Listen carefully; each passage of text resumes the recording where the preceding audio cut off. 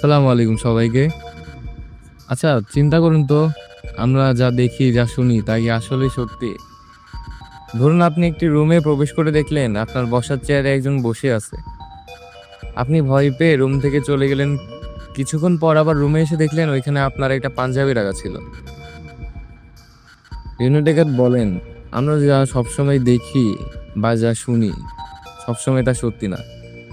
এবার ভাবুন, যদি সেই লোকটা ভয় পেয়ে কোনোদিন ওই রুমেই প্রবেশ না করতো, তাহলে কি সে জানতে পারতো ওই রুমে কোনো মানুষ ছিল না, ছিল তারই রাখা নিজের একটা পাঞ্জাবি?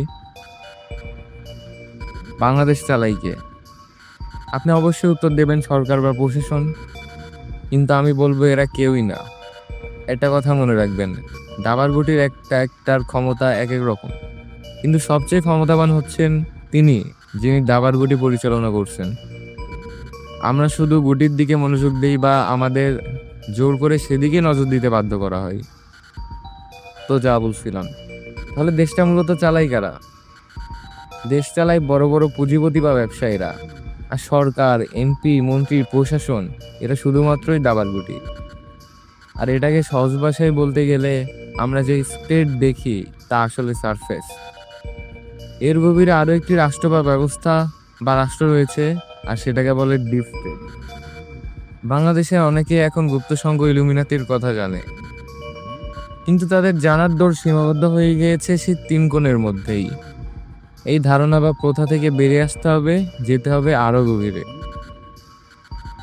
একটা কথা আমাদের সবসময় মাথার মধ্যে গেঁথে রাখা উচিত যে, শয়তান বোকা না।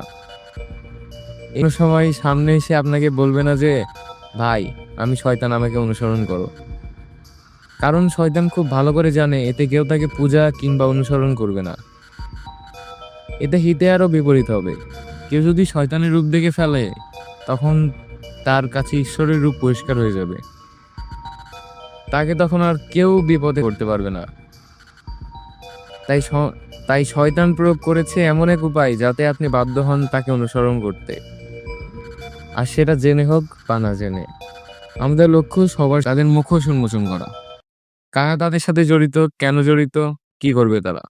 আমাদের সাথেই থাকুন, সঙ্গেই থাকুন, এবং তাদের সন্ত্রাসবাদ সম্পর্কে জানতে থাকুন।